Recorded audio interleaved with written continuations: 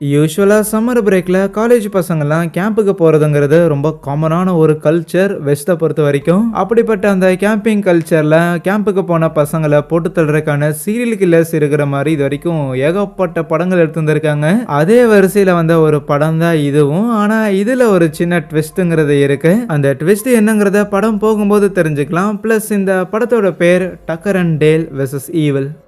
கதையோட ஆரம்பத்துல ஒரு ரிப்போர்ட்டர் இங்க கேமராமேனை கூப்பிட்டுக்கிட்டு ஒரு வீட்ல மர்டர் ஒன்று நடந்திருக்கும். அந்த இடத்துக்கு போலீஸ் கிட்ட கூட பெர்மிஷன் வாங்காம மேபி போலீஸோட கண்ணில் தென்படாத ஏதோ ஒரு க்ளூ நம்ம கண்ணுக்கு கிடைச்சது அப்படின்னா நம்ம அதை பெரிய நியூஸ் ஆக்கலாமே தான் அந்த ரிப்போர்ட்டர் வந்திருப்பாங்க. ஆனா கேமராவை பார்த்து இந்த டீடைல்ஸ் எல்லாம் அவங்க பேசிக்கிட்டு இருக்கும் போதே சடனா அவங்க தலையில யாரோ அடிக்க வீட்டுக்குள்ள யாரோ இருக்கிறத பார்த்துட்டு கேமராமேனும் அலறி அடிச்சு ஓட பாக்குறான். ஆனா அவனும் காலி. இப்போ அப்படியே ஒரு 3 நாட்களுக்கு முன்பாக காலேஜ் படிக்கிற ஒரு 9 பசங்க ஜாலியா காரை எடுத்துக்கிட்டு ஒரு ட்ரிப்புக்காக வந்திருப்பானுங்க. சம்மர் பிரேக்லாம் விட்டுருக்காங்க. காட்டுக்கு நடுவில் ஒரு சின்ன கேம்ப் போட்டு ஸ்டே பண்ணா ஜாலியா ஃபன் பண்ணலாம் அப்படின்னு தான் வந்திருப்பாங்களா. ஃப்ரண்ட் சீட்ல ஒருத்தன் ப்ளூ கலர் சொக்கா போட்டு வந்திருக்கான்ல, அவன் பேரு சாடு. பக்கத்துல உட்காந்துருக்கான் அந்த டிரைவர், அவன் பேரு சக். மத்தவங்களோட பேர்லாம் என்னங்கிறத போக போக பாத்துக்கலாம். இவங்க கார்ல வந்துகிட்டு இருக்கும்போது அப்போ சைட்ல இன்னொரு கார் அவங்கள ஓவர்டேக் பண்ணி போகும். அந்த கார்ல போற 2 பேரோட முகராசியா பார்க்கும்போதே யாரா அவனுங்கன்னு சொல்லி பசங்களுக்கு எல்லாம் லைட்டா பீதி கிளம்புது. ஆனா அதை விட பெரிய பிரச்சனைங்கிற மாதிரி கேம்பிங் வந்திருக்கோம். சரக்கு வரைக்கும் மறந்துருப்பானுங்களா. முக்கியமான விஷயத்தையே மறந்துட்டு நீங்களா அதுக்கடா வண்டியில ஏறி வந்திருக்கீங்கிற மாதிரி எல்லாருமே மாறி மாறி கத்திட்டு அதுக்கப்புறம் வழியில இருக்கிற ஒரு கடையில நிறுத்துறாங்க. நம்ம பசங்கள்ல இருந்து ஒரு 2 பேர் மட்டும் கடைக்குள்ள பியர் வாங்குறதுக்காக வந்திருப்பாங்களா. அந்த இடத்துல ஏற்கனவே இவங்களோட வண்டியை ஓவர்டேக் பண்ணி 2 பேர் போயிருந்திருப்பாங்கல்ல.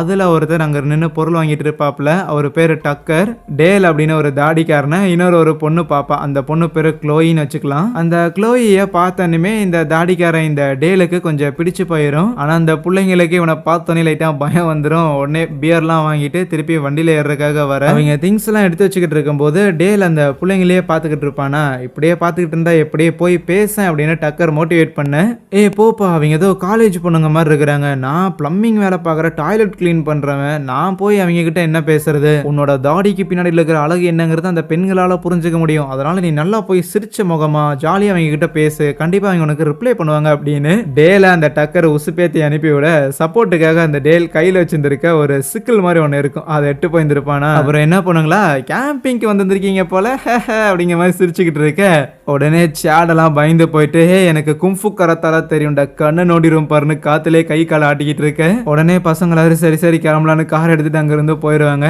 டேலுக்கு ஒரே மொக்கையா போயிருச்சு. கார்ல வரும்போது டேல் புலம்பிட்டே இருப்பான், இதுக்கு தான் நான் போக மாட்டேன்னு சொன்னேன், நீ என்னை அசிங்கப்படுத்துறதுக்காக தான் அனுப்பி வச்சுன்னு புலம்பிட்டே இருக்க. சும்மா இருறா, உன்னை ரிஜெக்ட் பண்ணதெல்லாம் அவங்களோட லாஸ், அதை பத்தி தான் நீ எதுக்கு கவலைப்பட்டுக்கிட்டு இருக்கிற, நாம இப்போ போறோம் வாங்கி இருந்திருக்க புது இடத்துல வெக்கேஷனை ஜாலியா என்ஜாய் பண்றோம்னு பேசிட்டு இருக்கும் போதே பின்னாடி ஒரு போலீஸ் கார் வரும். இவங்களும் போலீஸை மதிச்சு ஓரமா காரெல்லாம் நிறுத்தினதுக்கு அப்புறம் அந்த ஆளும் வந்தோடனே லைசன்ஸ் இதெல்லாம் என்னன்னு கேட்டுக்கிட்டு இருப்பான். பிளஸ் இந்த இடத்துல என்ன பண்றீங்களா கேட்கும்போது, இல்லங்க இங்க காட்டுக்கு நடுவில் இருக்கிற ஒரு கேபினை நாங்க இப்பதான் ரீசெண்டா வாங்கி இருக்கோம், அந்த கேபினை ரெடி பண்ணிட்டு வெக்கேஷன் டைம்ல அந்த இடத்துல வந்து ஸ்டே பண்ணி அப்படியே ஜாலியா ஃபிஷிங் எல்லாம் பண்ணி சில் பண்றதுக்காக தாங்க வந்திருக்கோங்கிற விஷயம் எல்லாம் சொன்னா. அந்த ஷெரீஃப் அப்படியே ஒரு மாதிரி இவங்களை முறைச்சு பார்த்துட்டு, இதோ பாரு அந்த இடத்துக்கு போனது வரைக்கும் யாருமே நல்லா இருந்ததா சரித்திரமே கிடையாது, எல்லாருக்கும் துக்கம் துன்பம் துயரம் தான் வந்திருக்கு, பிளஸ் உங்களோட காரணம் இப்போ நிறுத்தினதுக்கான காரணம் பின்னாடியில் இருக்கிற உங்களோட லைட்டுங்கிறத உடஞ்சிருக்கு, அதை சரி பண்ற வழியை பாருங்கடான்னு ஒரு மாதிரியா பேசிட்டு போவானா. என்னடா இப்படி பேசுறான்னு டேலுக்கு சந்தேகம் வர, அதுக்கு டக்கர் தான் அவனோட வேலைக்கு கிடைக்கிற சம்பளத்தை வச்சுக்கிட்டு அவனால நம்மள மாதிரி இப்படி ஒரு வீடு வாங்க முடியல அவனுக்கு பொறாம, அதனால தான் முறைச்சு பார்த்துட்டு போறாங்கிற மாதிரி டக்கர் டேல கூப்பிட்டுக்கிட்டு அவங்க காட்டுக்கு நடுவில் புதுசா அந்த கேபின் வாங்கியிருக்கேன்னு சொன்னாங்கல்ல, அந்த இடத்துக்கு வந்துடுறானுங்க. வெளியில அது சொல்ற அளவுக்கு இல்லை அப்படின்னாலுமே உள்ள இன்டீரியருங்கிறது நல்லா தான் இருக்கு, சூப்பரா இருக்குமாமே அப்படின்னு சொல்லி அதை சுத்தி பார்த்துக்கிட்டு இருக்கும்போது அப்போ செவர்ல நிறைய நியூஸ் பேப்பர் கட்டிங்ஸ் எல்லாமே இருக்கும். லைக் இந்த இடத்துல வந்து இதுக்கு முன்னாடி யாரோ இறந்து போயிருந்திருக்காங்க, இங்க இருக்கிற லேக்ல வந்து ஒரு பெரிய மேசக்கர் நடந்திருக்கு, நிறைய டீனேஜ் பசங்களா இறந்துருக்காங்க அப்படிங்கிற அந்த நியூஸ் பேப்பர் கட்டிங்ஸ் எல்லாம் இருக்குமா. ஆனா அதெல்லாம் அவனுங்க கண்ணுக்கு தெரியல, ஏதோ சாப்பாட்டுக்கான அட்வர்டைஸ்மெண்ட் ஒன்று போட்டிருந்திருக்குமா, அதை தான் பார்த்துக்கிட்டு இருப்பானுங்க. பேரலா இங்க பசங்க 9 பேருமே நல்ல ஒரு ஸ்பாட்டை கண்டுபிடிச்சு டென்ட் எல்லாம் போட்டு அப்படியே ஜாலியா கேம்ப் ஃபயர் எல்லாம் வச்சு கதை பேசிக்கிட்டு சாப்பிட்டுக்கிட்டு இருப்பாங்களா. அப்போ அந்த சேடுங்கிறவன் தான் கொஞ்சம் க்ளோய் கிட்ட வந்து உட்காந்துக்கிட்டு ஒரு கதையை ஒன்று சொல்ல ஆரம்பிக்கிறான். 20 வருஷத்துக்கு முன்னாடி, சரியா 20 வருஷத்துக்கு முன்னாடி அன்னைக்கு தான் அந்த மெமோரியல் டே மேசக்கருங்கிற விஷயம் நடந்துச்சு. நம்மள மாதிரியே இந்த காட்டுக்குள்ள என்ஜாய் பண்றதுக்காக காலேஜ் ஸ்டூடெண்ட்ஸ் சில பேர் வந்திருந்தாங்க. ஜாலியா காட்டுக்குள்ள பாட்டெல்லாம் போட்டு ஃபன் பண்ணிட்டு இருக்கும் போது அப்ப அந்த இடத்துக்கு வந்த ஒருத்தன் கையில வச்சிருந்திருக்க பிளேடை வச்சு அங்க பசங்கள்ல இருந்த ஒருத்தனோட மூஞ்சியை சிதைக்கிறான். அதை பார்த்து இருக்கிற எல்லாருமே பயந்து அலறி அடிச்சு ஓட ஆரம்பிக்க எல்லாரையுமே தேடி தேடி வேட்டையாட ஆரம்பிச்சானுங்க. அன்னைக்கு என்ன நடந்ததுங்கிற அந்த ஒரு உண்மையை வெளி உலகத்துக்கு சொல்றதுக்காக ஒரே ஒருத்தர் மட்டும்தான் உயிரோட தப்பிச்சு வந்தார். மற்ற இறந்து போன எல்லாரோட உடலுமே காணாம போயிருச்சு. தியரி என்னன்னா அவங்க எல்லாரோட உடலுமே இந்த காட்டுக்குள்ளதான் புதைக்கப்பட்டிருக்கு. நம்ம இருக்கிற இந்த ஒரு பகுதியில தான் அவங்களோட உடல்கள் நம்மளோட காலுக்கு கீழே கூட இருக்கலாங்கிற மாதிரி செம்ம இன்டென்ஸா அந்த சேட் ஒரு ஸ்டோரியை நரேட் பண்ணிருப்பான்னா எல்லாரும் அதுல அப்படியே மூழ்கி இருந்திருக்க. அப்போ ஒரு பையன் வந்துட்டு ஹே இங்க லேக்ல கொஞ்சம் சுத்தமா தான்ப்பா இருக்கு, வாங்களே அப்படியே ஒரு குடியில போடலான்னு எல்லாருமே கூட்டிட்டு போறான். அன்னைக்கு நைட்டு டக்கரும் டேலும் அவங்களோட கேபின் பக்கத்துலேயே லேக்கும் இருக்கும். அதுல ஃபிஷிங்காக வந்திருப்பானுங்க. என்னடா ஒரு மீன் கூட கிடைக்கலங்கிற மாதிரி 2 பேரும் மாறி மாறி சண்டை போட்டே மீன் பிடிச்சிட்டு இருப்பானுங்களா. அதுவே இந்த சேடுங்கிற பையன் அவங்க குரூப்ல ஆனி அப்படின்னு ஒரு பொண்ணு ஒருத்தர் இருப்பா. அவ மேல ஒரு கண்ணு போல சும்மா அவட்ட அப்படியே ஜாலியா பேசிட்டு அவளை கிஸ் பண்றதுக்காக ட்ரை பண்ணும்போது இல்ல மாமே நீ ஓவரா சரக்கு அடிச்சிருக்கன்னு நினைக்கிறேன், அப்படி நீ சரக்கு அடிக்கல அப்படின்னாலும் பரவாயில்ல நீ தெளிவா இருக்கிறன்னா எனக்கு உன் மேல விருப்பம் இல்லைங்கிற மாதிரி ரிஜெக்ட் பண்ணிடுவாளா. அதுவே மற்ற பசங்களாம் லேக்ல நீச்சல் போடுறதுக்காக வந்திருப்பானுங்களே. ஸோ அவனுங்கெல்லாம் குளியல் போட ஆரம்பிக்கும் போது அங்கதானே டக்கரும் டேலும் மீன் பிடிச்சிட்டு இருக்கிறாங்க. அப்ப பசங்களாம் வரதை பார்த்துட்டு ரைட்டு ஏற்கனவே டேல் இவங்க கிட்ட அசிங்கப்பட்ட காரணத்தால இனிமேல் இங்க இருக்கிறது நல்லது கிடையாதுன்னு அப்படியே போட்டை எடுத்துட்டு அங்கிருந்து போகலான்னு இருக்கேன். அப்போ அவங்க அந்த ஆனிங்கிற பொண்ணு இப்போ சேடை ரிஜெக்ட் பண்ணிட்டு வந்தால. ஸோ அவ தனியா வந்துட்டு ஒரு டைவ் அடிக்கலாங்கிற மாதிரி ரெடி ஆகிட்டு இருப்பாளா. ஆனா டக்கரும் டேலும் அங்க இருக்கிறத பார்த்தோன்னே ஸ்லிப் ஆகி அவ தெரியாம கீழே விழுக தண்ணியில விழுந்தவ எந்திரிக்கவே இல்லை. ஐயோ என்ன ஆயிடுச்சுன்னு தெரியாம டக்கரும் டேல் தான் கிட்ட வந்துட்டு தண்ணிக்குள்ள இருந்த அவளோட பாடியை வந்து மேல இழுத்து போட இவனுங்க இப்படி அந்த பாடியை போட்ல ஏத்துறானுங்கிறத பார்த்துட்டு ஆஹா ஆனி அவனுங்க கடத்திட்டு போறாங்களான்னு வேக வேகமா இந்த இன்ஃபர்மேஷன் கொண்டு வந்து சேடு கிட்ட சொன்னான். சேடும் ஒரு கோடரில எடுத்துட்டு வந்துட்டு என் ஆளை எங்கடா கூட்டிட்டு போறீங்கிற மாதிரிலாம் கத்திக்கிட்டு இருப்பான். ஆனா அவனுங்க ஏற்கனவே போட்டை எடுத்துட்டு போயிருந்திருப்பானுங்க. அடுத்த நாள் காலையிலயும் ஆகுது. இவனுங்க 2 பேரோட கேபின்ல தான் இந்த பொண்ணை படுக்க வச்சிருந்திருக்கானுங்களா. கண் விழிச்சவ டேல் சாப்பாடு கொண்டு வராங்கிறத பார்த்தோன்னே நம்ம சாவடிக்கு தான் போறாங்கிற மாதிரி அவ பயங்கரமா பயந்துகிட்டு இருப்பாளா. ஏன் புள்ள உனக்கு இந்த சோறு பிடிக்காதா, சரி சரி பிடிக்காதுன்னு அதுக்கு எதுக்கு கத்துற, நான் வேற செஞ்சு கொண்டு வரங்கிற மாதிரி போயிருவானா. இங்க பசங்க எல்லாருமே இப்போ ஆனியை இவனுங்க எங்க கூட்டிட்டு போயிருப்பானுங்க அப்படின்ட்டு தேடி வந்துகிட்டு இருப்பானுங்க. ஒருவேளை ஆனிக்கு இது கீழே விழுந்தது அடிபட்டு இருந்திருக்குமோ, ஹாஸ்பிட்டலுக்கு இது அவளை தூக்கிட்டு போயிருப்பானுங்களோங்கிற மாதிரி கொஞ்சம் அறிவாளித்தனமா சில பசங்க பேசுவானுங்க. இருந்தாலும் ஒருவேளை அவனுங்க படங்கள்ல பாக்குற மாதிரியான சைக்கோ கில்லர்ஸா இருந்தா என்ன பண்றதுன்னு சில கேள்விகள்லாம் வரும்போது அப்படின்னா டெஃபினட்டா நமக்கு போலீஸோட உதவி தேவைப்படுன்னு சொல்லி அந்த சக்குங்கிறவன் இருக்கிறான்ல. ஸோ அவன் அந்த காரை ஓட்டிட்டு வந்தவன் அவன் இந்த மாதிரி வேணும்னா நான் போய் போலீஸை கூட்டிட்டு வரட்டான்னு சொல்லிட்டு வேகமா அங்கிருந்து கிளம்பி போறான். அதுக்கப்புறம் ஃபர்தரா அவங்க காட்டுக்குள்ள வரும்போது அந்த இடத்துல நம்ம டக்கர் அண்ட் டேல் இவங்க 2 பேரோட உடன் கேபினா கண்டுபிடிச்சிடறானுங்களா. ஆனா இப்போ யாரு போய் அவங்க கிட்ட பேசுறதுங்கிற மாதிரியான ஒரு பெரிய கேள்விங்கிறது வந்துடும். ஸோ எல்லாருமே செமையா பயப்படுறானுங்க. அதுவே நம்ம டேல் அந்த ஆனிக்கு சாப்பாடுலாம் கொண்டு வந்திருப்பானா, ஏ புள்ள முட்டை செஞ்சு கொண்டு வந்திருக்கேன், இதுவும் மோசம்னு சொன்னீங்கன்னா அப்புறம் நீ சாப்பிட்றதுக்கு ஒன்றும் இல்லைங்கிற மாதிரிலாம் சொல்லும் போது ஓகே ஃபைன் அவளுக்கு கொஞ்சம் நார்மல் ஆயிடுறா. முதல்ல அவ பயப்பட்டு இருந்திருப்பான். ஏன்னா அந்த கடைக்கிட்ட பேசுறங்கிற பேர்ல வந்து காமெடி பண்ணியிருந்திருப்பான்ல. ஸோ அதனால ஒரு பயம்தான். ஆனால் டேல்லாம் பயங்கர பதட்டத்தில் நடந்த விஷயங்கள் எல்லாத்தையும் ஓவராலாக சொல்லிடுவான். இந்த மாதிரி நீ கீழே விழுந்த, அதனால தான் உன்னை நாங்கள் தூக்கணும். பட் உன்னோட ஃப்ரெண்ட்ஸ்லாம் நாங்கள் உன்னை தூக்குறத பார்த்துட்டு பயந்து அங்கேருந்து ஓடிட்டாங்க. அப்புறம் ஃப்ரெண்ட்ஸ்லாம் எங்கே இருக்கிறாங்கன்னு எங்களுக்கு தெரியல. அதனால தான் நைட் டைமில் காட்டுக்குள்ளே எங்கே தூக்கிட்டு போகிறதுன்னு தெரியாமல் எங்களோட கேபினுக்கு உன்னை கொண்டு வந்திருக்கேன். கண்டிப்பாக உன்னை தேடிக்கிட்டு உன்னோட ஃப்ரெண்ட்ஸ் இந்த வீட்டு பக்கம் வர வாய்ப்பு இருக்குது. வந்தாங்கன்னா அவங்க கூட நீ போ சரியாங்கிற மாதிரி தான் சொல்லுவானா. இவன் அப்படி இன்னசென்ட்டாக இருக்கிறத பார்க்கும்போது ஓகே நல்லவன் தான் அப்படிங்கிற மாதிரி ஆனி முடிவு பண்ணிடுறா. அதுவே வெளியில் நம்ம பசங்க இப்போ யார் வீட்டுக்குள்ளே போய் அவனுங்களை கூப்பிட்றதுன்னு ஏதோ போருக்கு தயாராகிற மாதிரி பயங்கர சீரியஸாக அப்படியே ஸ்டோன் பேப்பர் சிசர் விளாண்டுட்டு இருப்பானுங்க. அன்ஃபார்ச்சுனேட்லி அதில் மைக்குங்கிற பயங்கரமான பயந்த சுபாவம் கொண்ட ஒரு பையன் தான் தோத்து போயிருந்திருப்பான். இப்போ அவன் தான் பேச போய் ஆகணும். கேபின்ல டேலும் ஆனியும் ஏதோ போர்ட் கேம் ஆடிக்கிட்டு இருப்பாங்களா. இவங்க போர்ட் கேம் ஆடுறாங்கிறத அந்த கேபினுக்கு பின்னாடியில இருந்து மரக்கட்டையெல்லாம் வெட்டிக்கிட்டு இருக்கிற டக்கருமே பாக்குறான். ஸோ அதே டைம்ல தான் அந்த மைக்குமே பதுங்கி பதுங்கி வந்துகிட்டு இருப்பானா. டக்கர் அங்க மரத்தெல்லாம் வெட்டிக்கிட்டு இருந்திருப்பார்ல. ஸோ அப்போ ஒரு கட்டையை வெட்டும் போது அதுக்குள்ள தேனியோட கூடு இருந்திருக்கும் போல. அப்புறம் என்ன தேனியோட கூட்டை களைச்சு விட அவரை தேனிகள் எல்லாமே போட்டு சூழ ஆரம்பிச்சிருமா. அதுல இருந்து தப்பிக்கிறதுக்காக அவர் கையில வச்சிருந்திருக்க செயின்ஸாவை அங்கிட்டும் இங்கிட்டும் ஆட்டிக்கிட்டே ஓடி வரும்போது அந்த மைக் என்னன்னா நம்மளதான் கொலை பண்றதுக்காக வரணும்னு சொல்லி அப்படியே பதறி அடிச்சு அங்கிருந்து ஓடுவானா. அந்த செயின்ஸாவை தூக்கிக்கிட்டு தேனிகள் இருந்து தப்பிக்கிறதுக்காக நம்ம டக்கரும் பின்னாடியே தான் ஓடி வந்துகிட்டு இருக்கு. ஆஹா என்னதான் துரத்துறாங்கிற மாதிரி மைக் வேகமா வருவான். ஒரு பாயிண்ட்ல மைக் சம்திங் எதுலயோ இடிச்சிருவான் போல. அதுக்கப்புறமே டக்கர் தொடர்ந்து ஓடிக்கிட்டே இருக்க. சரி மைக் எது மேலடா இடிச்சான்னு பார்த்தா பின்னாடி டக்கர் துரத்திட்டு வரானா அப்படின்னு பார்த்து ஓடி வந்தவன் முன்னாடியில் இருக்கிற ஒரு மரத்துல அப்படியே போய் சொறி இருந்திருப்பான். இங்க அதுவே கேபின்ல ஆனியும் நம்ம டேலும் கேம் ஆடிட்டு இருந்திருப்பாங்கல்ல. அந்த கேம் வந்து சம்திங் ஏதோ இந்த ஜெனரல் நாலேஜ் ரிலேட்டடான ஒரு போர்ட் கேம் போல. அந்த கேம்ல இருக்கிற நிறைய விஷயங்கள், நிறைய ஜெனரல் நாலேஜ் கொஸ்டினுக்கு இந்த டேலால ஆன்சர் பண்ண முடியுது. அதை பார்த்து அந்த ஆனி கொஞ்சம் இம்ப்ரெஸ் ஆகுறா.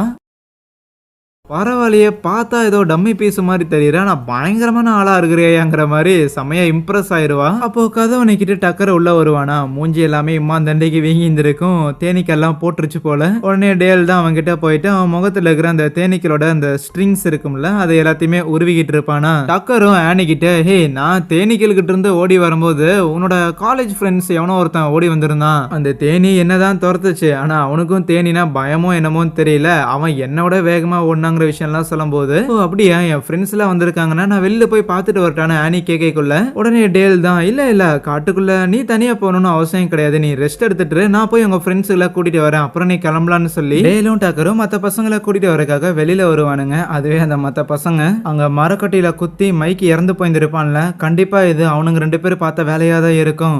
எங்க இடத்துக்குள்ள எப்படா நீங்க அத்துமீறி வரலான்னு சொல்லி தான் அவனுங்க இதை பண்ணியிருப்பானுங்க. இனிமேல் எப்படி இங்க இருந்து தப்பிக்கிறதுனே தெரியலையேன்னா அந்த க்ளோயிங்கிற பொண்ணெல்லாம் மொபைல் எடுத்து கால் பண்ணலாம்னு இருந்தா இந்த சேட லூசு பையன் காட்டுக்குள்ள எங்க உனக்கு சிக்னல் கிடைக்கணும் போனை உடச்சு விட்டுட்டு, இங்க பாரு இந்த கோடாரியை வச்சுதான் அவனுங்க நம்ம சமாளிக்க போறோம், சர்வைவல் ஆஃப் த ஃபிட்டஸ்ட்னு சொல்லி அவன் கரெக்டா மரத்துல தூக்கி எறிவானா. அப்போ டக்கரும் டேல அந்த இடத்துக்கு வரக்குள்ள சத்தம் கேட்டோடனே இவங்க எல்லாருமே போய் ஒளிஞ்சுக்கிறாங்க. ஆனா அப்படி வந்த 2 பேருமே மைக்கோட பாடியா பார்க்கவே இல்லை. ஹே காலேஜ் பசங்களா, இங்கதான் நீங்க சுத்திக்கிட்டு இருந்தீங்க, வாங்கடா டே, உங்க கூட இருந்த ஒரு பொண்ணு எங்க கூட தான் இருக்கிறா, வந்து அவளை கூட்டிட்டு போங்கடா, வாங்கடா டே அப்படிங்கிற மாதிரி கத்திக்கிட்டு இருக்க. இதை கேட்டு இவங்களுக்கு எல்லாம் பயம் வர ஆரம்பிச்சிடும். ஆஹா நம்மளை கூப்பிட்டு கொலை பண்றதுக்காக தான் அப்படி பிளான் போடுறானுங்க அப்படின்னு சொல்லி எல்லாரும் மூச்சு பேச்சு இல்லாம அப்படியே அமைதியா உட்காந்துருப்பானுங்க. என்னடா இது கூப்பிட்டுமே வரலையேன்னு சொல்லிட்டு அங்க இருக்கிற ஒரு மரக்கட்டையில சம்திங் அந்த டேல் வந்து எதையோ கீறி வைப்பானா. அவனுங்க 2 பேரும் போனதுக்கு அப்புறம் பசங்க வந்து பாக்குறானுங்க, உங்களோட ஃப்ரெண்ட் எங்க கிட்ட தான் இருக்கிறா அப்படிங்கிற மாதிரி தான் அதுல கீறி வச்சிருந்திருக்கும். அதுக்கப்புறம் மறுபடியும் அவங்க கேபினுக்கு வந்தவங்க அவங்களோட வேலையை பார்த்துக்கிட்டு இருப்பாங்களா. அப்போ டேல் சம்திங் ஏதோ ஒரு குழியை ஒன்று தோண்டிக்கிட்டு இருப்பான். காலையில சாப்பிட்றதுக்காக சாப்பாடுலாம் கொடுத்துருந்துருக்கீங்க, சும்மா உதவி செய்யறதுக்கு வரணும்னு அவன் கூட சேர்ந்து அங்க குழியை தோண்டிக்கிட்டு இருக்க பசங்க எல்லாரும் தூரமா இருந்ததெல்லாம் பாக்குறானுங்க. பாத்தையா அவளை புதைக்கிறதுக்காக அவளை வச்சே குழிய தோண்ட வைக்கிறானுங்க, எவ்வளவு பெரிய சைக்கோ காரணங்க இருப்பானுங்க அப்படின்னு முடிவு பண்ணவனுங்க. இப்ப அட்டாக் பண்றதுக்காக வெப்பன்ஸ் எல்லாம் கூட தயாரா வச்சிருந்திருக்கானுங்க போல. அந்த சேடுங்கிற வந்து அட்டாக் பண்றதுக்காக சிக்னல் கொடுத்தோன்னே ஒரு பையன் ஒரு ஈட்டி மாதிரி செஞ்சுக்கிட்டு வேகமா டேல குத்துறதுக்காக ஓடி வரும்போது டேல அதை கவனிக்காம இன்னும் 2 பொண்ணுங்க அங்க நடந்து போயிட்டு இருப்பாங்களா. சோ அவங்கள பார்த்துட்டு அவங்கள கூப்பிடுவாங்க. ஆனா இப்படி ஈட்டியில குத்த வந்தான்ல, சோ அவனை பார்த்தோன்னே நம்ம ஆனி தான் டேல காப்பாத்த. ஆனா 3 பேரும் ஒன்னா சேர்ந்து குளிக்கல விழுந்து குத்த வந்தவனோட ஈட்டி அவனையே குத்தி அதே இடத்துல இறந்து போறான். டக்கர் அந்த வுட் எல்லாத்தையுமே அந்த மிஷின்ல போட்டு ஷ்ரெட் பண்ணிட்டு இருப்பான்ல, அந்த மிஷினோட சத்தத்துல இது எதுவுமே கேட்கல. ஆனா பின்னாடி பதுங்கி வந்த ஒரு பையன் அந்த டக்கரை போட்டு தரலான்னு பார்த்தா தெரியாம அந்த வுட்டை ஷ்ரெட் பண்ற அந்த மிஷினுக்குள்ள அவன் போயிடுறானா. அவனை காப்பாத்துறதுக்காக டக்கர் அவனோட காலை பிடிச்சி இழுக்க ட்ரை பண்ணும்போது இதை ஓரமா இருந்து பார்த்த 2 பொண்ணுங்களுக்கும் அவங்களோட பெர்ஸ்பெக்டிவ்ல இவன் தான் காலை பிடிச்சி உள்ள தள்ளுறாங்கிற மாதிரி தெரியுது.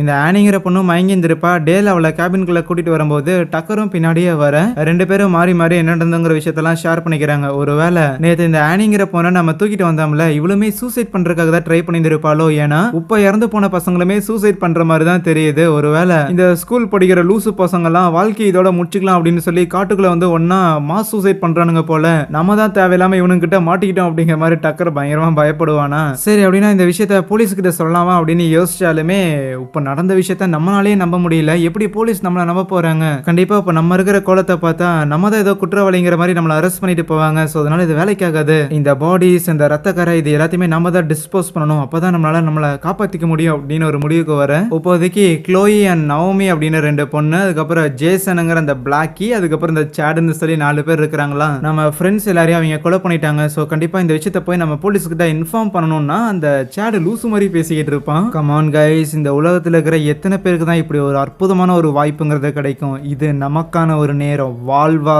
சாவாங்கிறத நாம தான் உறுதி பண்ணி ஆகணும். நம்மளோட வாழ்க்கைங்கிறது இப்ப நம்ம கையில இருக்குது. போலீஸ் கிட்ட போய் ஓடி ஒளிஞ்சுக்காம நாம அவனை எதிர்த்து நிப்போம் அப்படின்லாம் சொன்னா, அட போடா லூசு பையலன்னா அவங்க 3 பேரும் சேடை விட்டுட்டு போலீஸ் தேடி போயிடுறாங்க.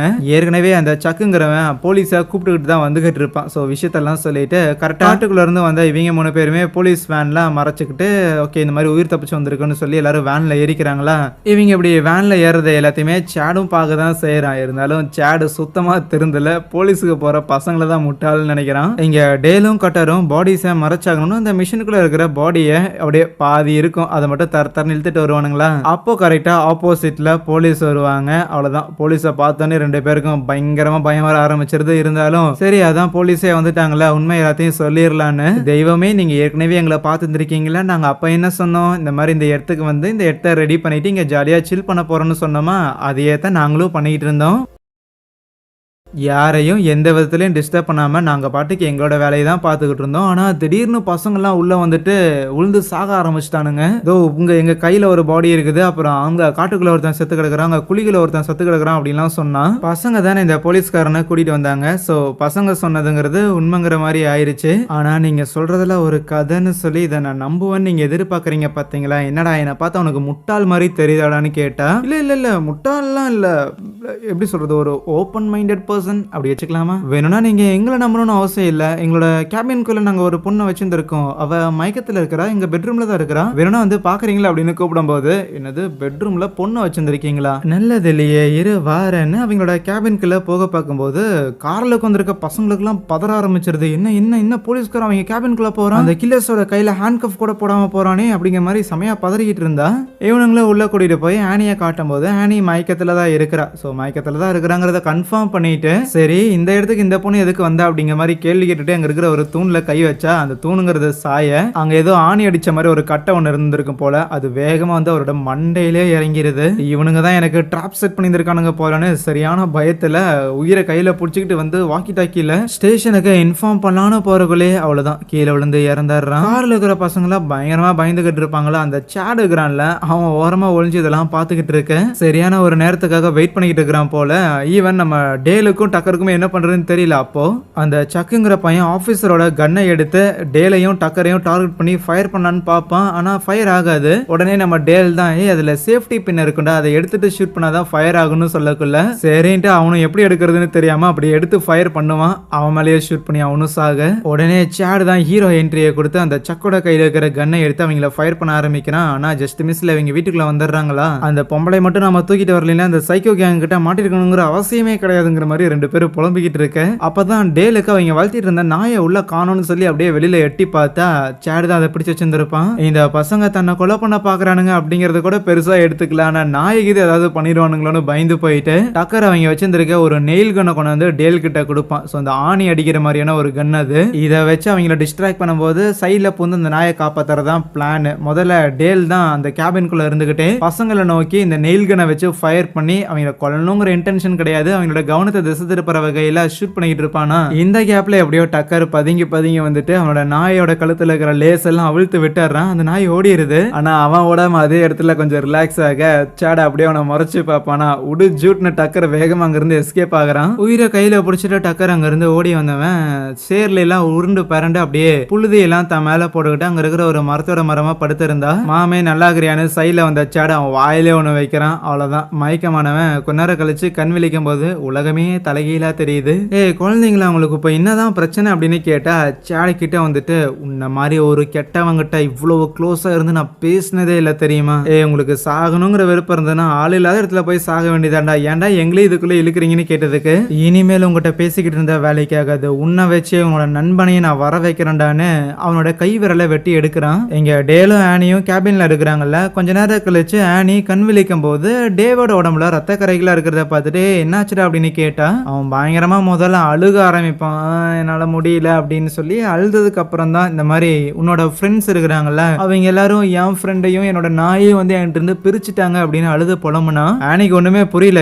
கமான் என்ன என் ஃப்ரெண்ட்ஸ்ல அப்படி பண்ண மாட்டாங்களே, என்ன விஷயம் அப்படின்னு கேட்டதுக்கு, இல்ல தெரியல, அவன் ஃப்ரெண்ட்ஸ் எல்லாத்துக்கும் ஏதாவது மனநிலை நோய் கீது இருக்குதா, ஹாஸ்பிட்டல் இருந்து தப்பிச்சு வந்துட்டாங்களா, மாத்திரை கீது ஒழுங்கா எடுக்கலைன்னா இந்த மாதிரி தான் லூஸ் மாதிரி பண்ணுவாங்களா அப்படின்லாம் கேட்க, அப்படிலாம் அவனுங்க பண்ண மாட்டானுங்களேன்னு குழம்பி போன ஆனியுமே வீட்டை விட்டு வெளியில வரும்போது அங்கதான் அந்த போலீஸ்காரனோட பாடி அப்புறம் இந்த சக்கோட பாடி எல்லாம் கிடக்கும்ல, அதை பார்த்து பயந்துடுறா. அடிஷனலா கதவுக்கு முன்னாடியே அந்த டக்கரோட ஷர்ட்ல சம்திங் எதையோ சுருட்டி வச்ச மாதிரி இருக்குமா, அதை மட்டும் அவ உள்ள எடுத்துட்டு வரும்போது அந்த ஷர்ட் டக்கரோடதுங்கிறது இந்த டாலுக்கு தெரியுது. ஆனா அந்த ஷர்ட்டுக்குள்ள டக்கரோட 2 விரல்கள் இருக்கு. அடிஷனலா கூடவே ஒரு லெட்டரும் இருக்கும். உன்னோட ஃப்ரெண்டு இப்போ எங்க கிட்ட இருக்கிறான், முடிஞ்சா வந்து கூட்டிட்டு போடா அப்படிங்கிற மாதிரி எழுதியிருந்திருக்க. டக்கரை தூக்கிட்டாங்க அப்படின்னும் விரலை வெட்டி எடுத்திருக்கானுங்கன்னு தெரிஞ்சோன்னுமே நம்ம டேலுக்குலாம் பயங்கர காண்டாயிரும். ஆயிருது. இன்னைக்கு அவனுங்களை புதைச்சறேன் பாரு அப்படின்னு சொல்லி வெப்பன்லாம் எடுக்க போனா ஆனி சமாதானப்படுத்துறதுக்காக முயற்சி பண்ணுவா. மேபி நீங்க கீது என்ன கடத்திட்டீங்க அப்படின்னு என் ஃப்ரெண்ட்ஸ் நினைச்சிருந்திருக்கலாம், அதனால எப்படி அவனுங்க ரியாக்ட் பண்ணிருக்கலாம்னு சொன்னா, அவனுங்க என் ஃப்ரெண்டோட விரலை வெட்டி எடுத்துக்கிட்டு இருப்பானுங்க, நான் உட்காந்து வேடிக்கை பார்த்துட்டு இருக்கமா,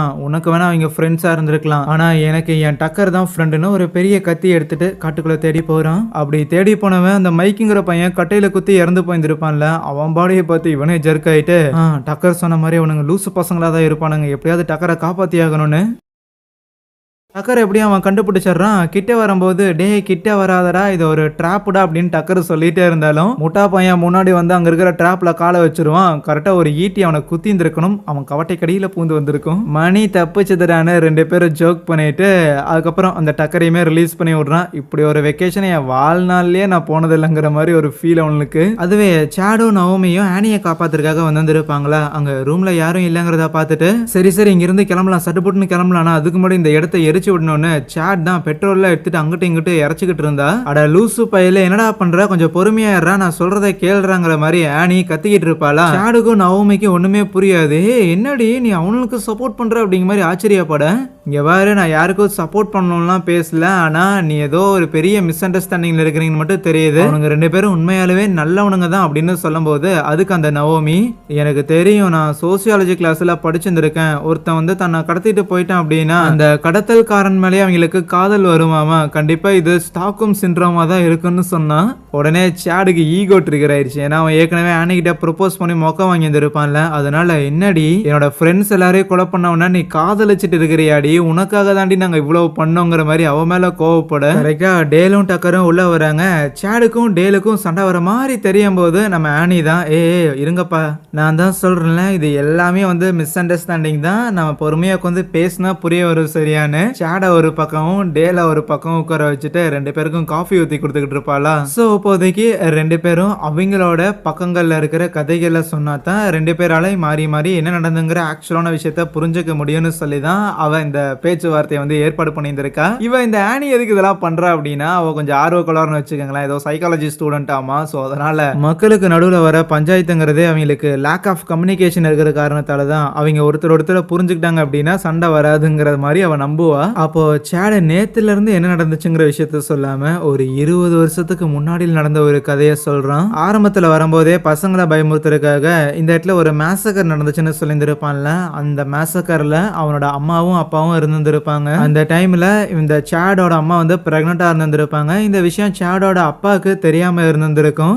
ஆனா இவனுங்க டார்ச்சர் பண்ணி தான் சாவடிப்பானுங்கும் போது அந்த டார்ச்சர் பண்ணிட்டு இருக்கிற கேப்ல சாடோட அம்மா அங்கிருந்து எஸ்கேப் ஆகி வந்திருப்பாங்களா. அங்க இருந்து தப்பிச்சு வந்ததுக்கு அப்புறம் அவங்க மென்டலி அன்ஸ்டேபிள் ஆயிருந்திருப்பாங்களா. ஸோ ஒன்ஸ் சேடு பிறந்ததுக்கு அப்புறம் அவங்கள வந்து ஏதோ ஹாஸ்பிட்டலுக்கு அனுப்பிட்டு சேடு அவங்க பாட்டிமா தான் வளர்த்திருந்திருப்பாங்க. அவங்க தான் இந்த கதைகள்லாம் சேடுக்கு சொல்லியிருந்திருக்க. இப்ப சேடு இதை இவங்க 2 பேருக்கிட்டையும் சொல்லிட்டு இருப்பான். எங்கடா ஆனியை கூட்டிட்டு வரேன்னு சொல்லிட்டு ஆளுங்களை காணோமேனு ஜேசனும் அந்த க்ளோயிங்கிற பொண்ணும் இவங்களை தேடி வந்திருக்க. அப்போ வீட்டுக்குள்ள வந்து சம்திங் இவங்க பேசிக்கிட்டு இருக்கிறத அவங்க கவனிக்கிறாங்க. இருந்தாலும் என்ன பேசுறாங்கிறது வெளியில கேட்காம இருக்க சேடோட கதையை கேட்டுட்டு நம்ம டேல் வந்து கொஞ்சம் சாரியா ஃபீல் பண்றான். ஓகே உன் ஃபேமிலி இப்படி ஒரு மேசக்கர்ல இறந்துருக்காங்க, என்ன மன்னிச்சிரு, உனக்காக சப்போர்ட்டுக்கு நாங்க இருப்போம் அப்படின்லாம் அவன் பேசிட்டு இருக்கும் போதே கரெக்டா ஜேசன் புல்லு ஓட்டுற மிஷினை எட்டு வந்து அவங்கள காலி பண்ணலான்னு பார்க்க தெரியாம நவோமியோட தலை அதுல சிக்கி அவசாகரா. இந்த கேப்ல ஜேசன் மேல ஒரு டேபிள தள்ளி விட்டு சேட் அவனை போட்டு தள்ளான்னு போனா தடுக்க வந்து ஆனிக்கும் ஒரு அடியை போட டேல அடிக்க போகும்போது எப்படியோ டக்கர் தடுத்துறான். இந்த தடவை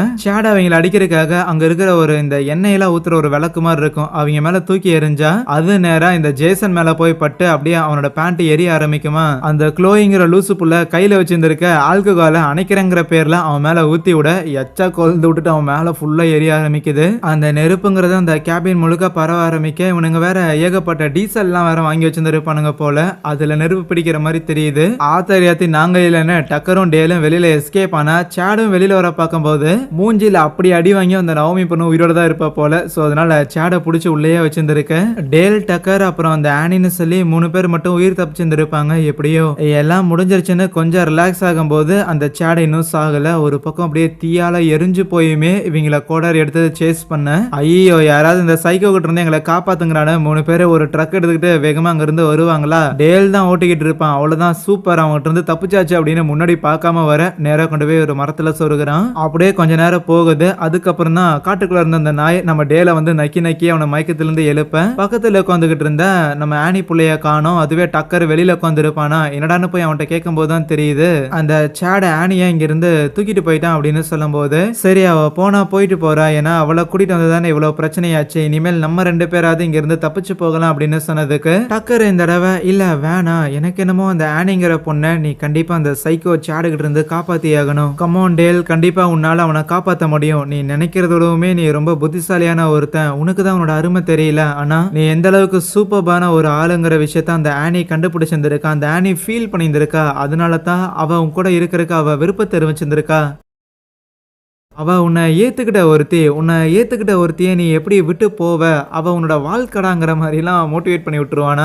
ஓகே மாமே, நான் போய் அவளை காப்பாத்தி கூட்டிட்டு வர வரைக்கும் நீ உயிரோட இருக்கிறதுக்கு முயற்சி பண்ண, சரியா? நான் கண்டிப்பா அவளை கூட்டிட்டு வரேன்னு டேல அவன் வளர்க்குற நாயோட மோப்ப சத்தியை வச்சுதான் நம்ம ஆனி எங்க இருக்கிறா அப்படின்னு கண்டுபிடிச்சு இந்த காட்டுக்கு நடுவில் மரங்கள்லாம் வெட்டுவாங்கல்ல, ஸோ அப்படி ஒரு கைவிடப்பட்ட ஃபேக்டரிக்கு வரான். அங்க ஆனிய சேட் தான் கட்டி வச்சிருந்திருப்பான். எப்படியும் காப்பாத்துறதுக்காக வருவானுங்க, அவனுங்களே கைமா பண்ணிடலாங்கிற மாதிரி சேடை யோசிச்சிருந்திருக்கானோ என்னமோ. அவளை கட்டி வச்சுட்டு அவன் அங்கிருந்து போனதுக்கு அப்புறம் டேல் அந்த இடத்துக்கு வருவானா. வந்த உடனே ஆனியை காப்பாத்துறதுக்காக முயற்சி பண்ண டேல் வந்திருக்காங்கிற விஷயத்த தெரிஞ்சுக்கிட்ட சேடுமே இன்டர்காம்ல மைக்கில் பேசுவான். ஒரு சைக்கோ கொலைகாரன் உயிரை காப்பாத்துறதுக்காக முயற்சி பண்றானா, கேட்கறதுக்கே ரொம்ப போயட்டிக்கா இருக்குது. ஆனா உனக்கு முக்கியமான அவளை நான் தான் கொலை பண்ண போறேங்கிற மாதிரி அவன் மிஷின் ஆன் பண்ணி விட டேலால இங்க கயிறு அவிழ்க்க முடியல. அதனால அவன் கொண்டு வந்த செயின்ஸா வச்சு அந்த கயிறு அவிழ்க்கலான்னு பார்த்தா அதுக்குள்ள சேட் அங்க சண்டை போடுறதுக்காக வந்துருவான். சண்டைங்கிறது அங்க கொடூரமா நடந்துகிட்டு இருக்க, அப்போ எப்படியாவது சேடை காலி பண்ணிடணும்னு டேல ஒரு கோடரியை தூக்கி போடுவானா. அது எப்படியோ மிஸ் ஆகி ஆனியோட கயிறை வந்து கட் பண்ணி விட அவ தப்பிச்சிடுறா.